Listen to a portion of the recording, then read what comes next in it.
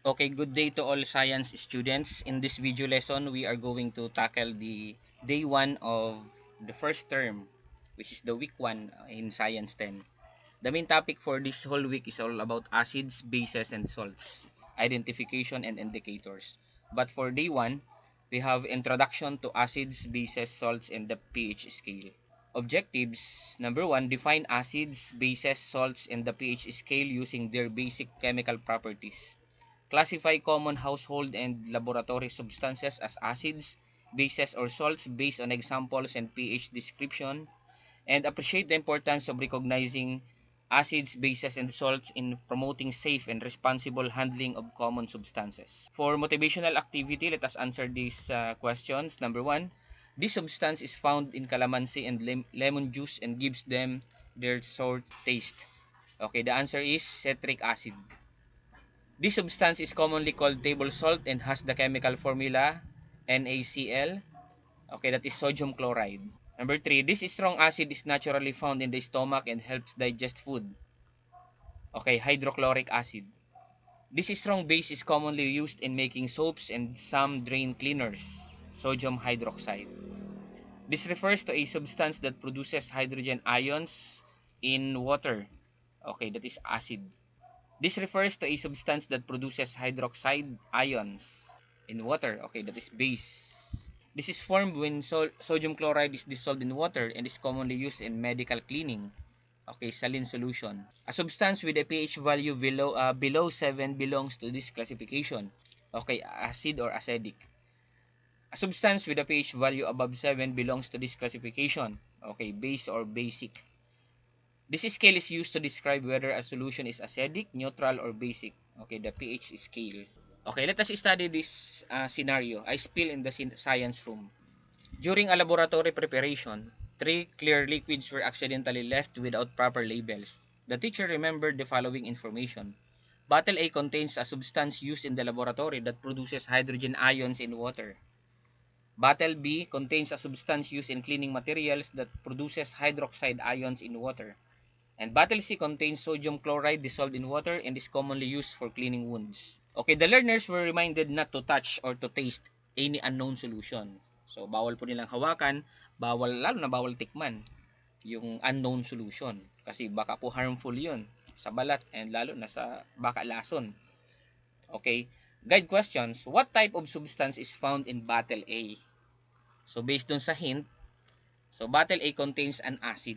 Number 2, what specific example of an acid may be found in bottle A? Okay, that is hydrochloric acid or HCl may be found in bottle A. What type of substance is found in bottle B?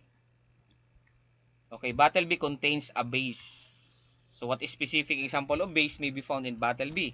Sodium hydroxide may be found in bottle B. What solution is found in bottle C?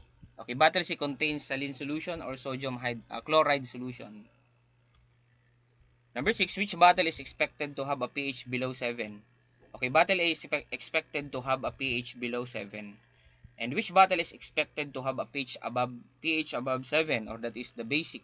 Okay, bottle B is expected to have a pH above 7 because that is a basic solution.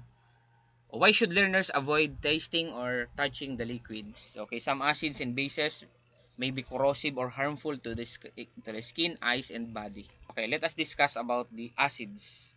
Okay, strong acids and weak acid. Ito yung mga example po ng strong acid. We have hydrochloric, nitric, sulfuric, hydrobromic acid. Yan. Ito naman po nasa baba, considered as weak acids.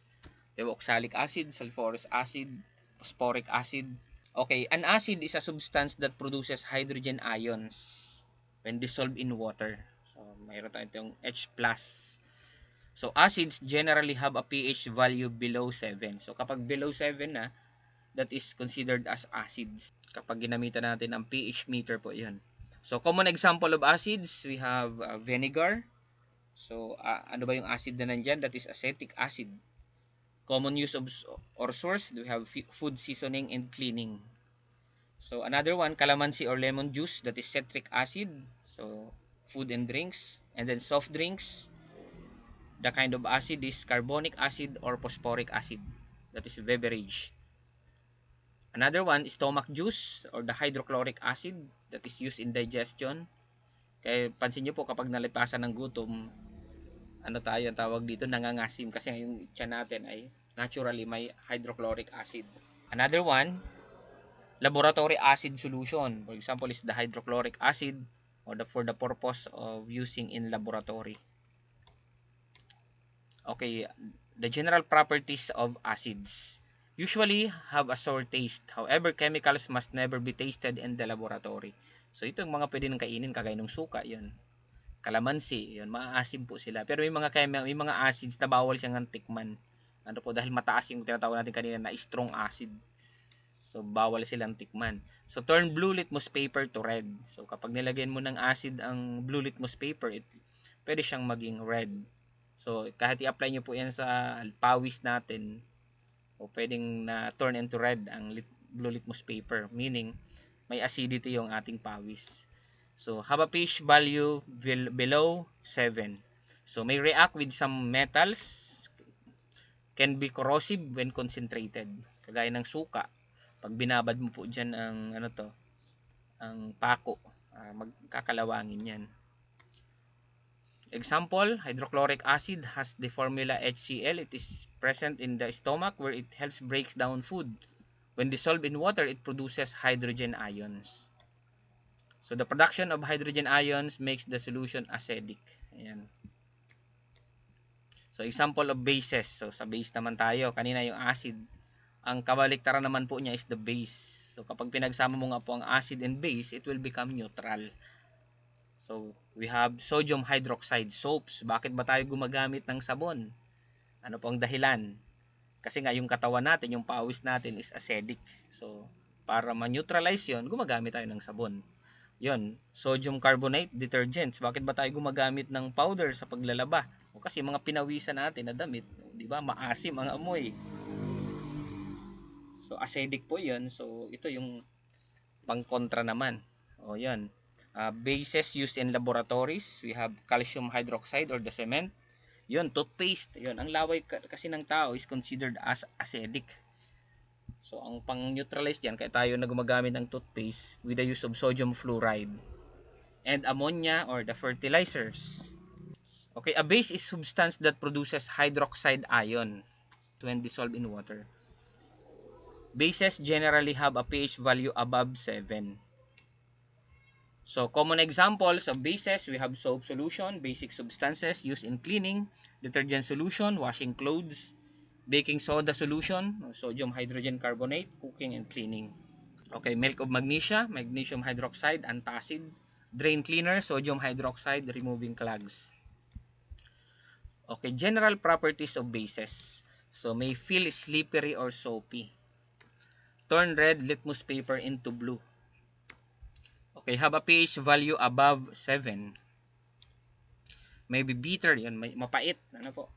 Yun, kaya pansinin niyo po kung naabutan niyo pa yung kung uso pa ba ngayon yung tilalagang mga dahon na medyo mapait kapag nangangasim ang sikmura natin, ang tiyan natin. Ang iniinom natin noon na mga herbal ay mapapait. Kasi nga ang mapait is pangontra sa acid. Kasi yung tiyan nga natin may tinatawag na hydrochloric acid. So, ang inumin natin na herbal medyo mapait. So, it will neutralize the acidity. Okay, strong bases may be corrosive. Okay, sodium hydroxide has the formula NaOH. It is a strong base commonly used in soap making and certain cleaning products. When dissolved in water, it produces hydroxide ion. Yan, the production of hydroxide ions makes the solution basic. Okay, salts. A salt is an ionic compound composed of positive ions called cations and negative ions called anions. A salt may be formed when an acid reacts with a base. So, common example of salts, we have table salt, sodium chloride, ginagamit sa pagkain.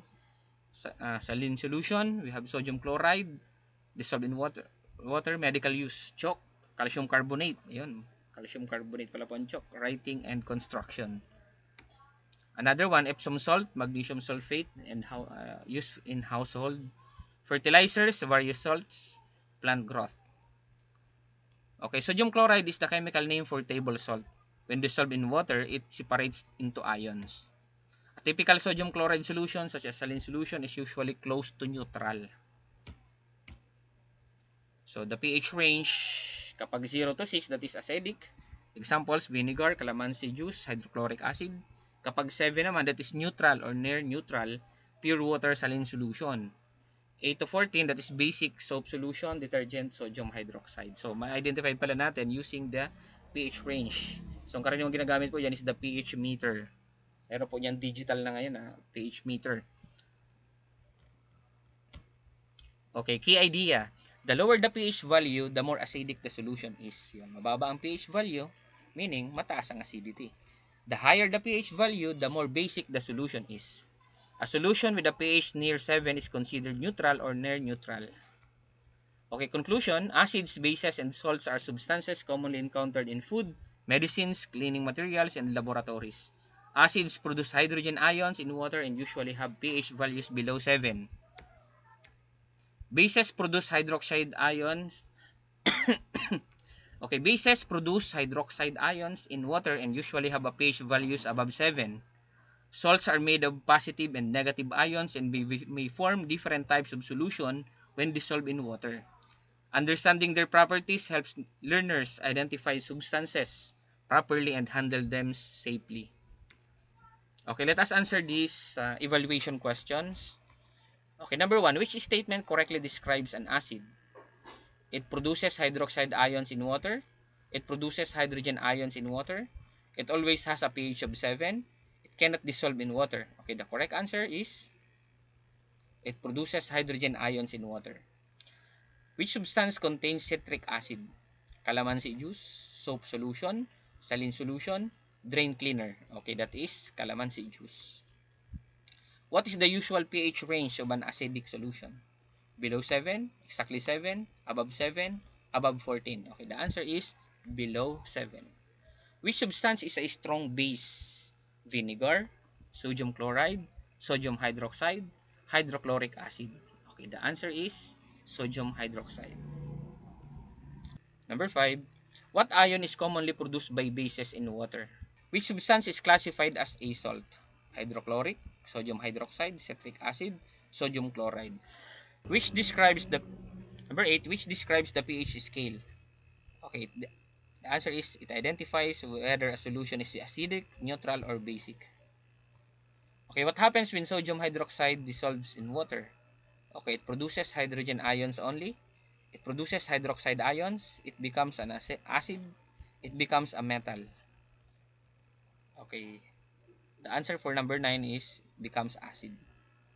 For number 10, why should unknown acids and bases never be tasted? So, nag-discuss na yun kanina. It may be harmful or corrosive. For example, this one. What is your reaction to today's discussion? Draw an emoticon that show how you felt and explain why you felt that way.